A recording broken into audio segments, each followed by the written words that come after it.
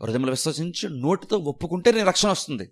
నువ్వు నోటితో ఒప్పుకున్నంత వరకు నేను ఎంత విశ్వాసం ఉంచిన ఇష్యూ కాదు.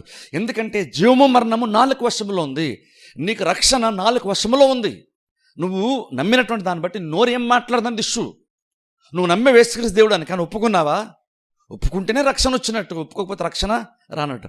అందుకే నా దొంగ కూడా చూడండి, సిలువ మీద ఉన్నప్పుడు మరో ఒక దొంగ ఏమంటే తెలుసా? ప్రభువా, నువ్వు నీ రాజ్యంతో వచ్చినప్పుడు నన్ను జ్ఞాపకం చేసుకో. ఆయన జీవితంలో ఎన్నో దుర్మార్గమైన కార్యాలు చేశాడు, దొంగతనం చేస్తాడని పిచ్చి పిచ్చిగా మాట్లాడుంటాడు. కానీ లాస్ట్లో ఆయన ఒక మాటనాడు చూసారా, దానిని బట్టి ఆ వ్యక్తికి రక్షణ వచ్చేసింది. దాన్ని బట్టి ఆయన మేలు అనుభవించాడు. ఆ రోజున తన యొక్క గమ్యాన్ని మార్చుకోగలిగాడు ఆయన.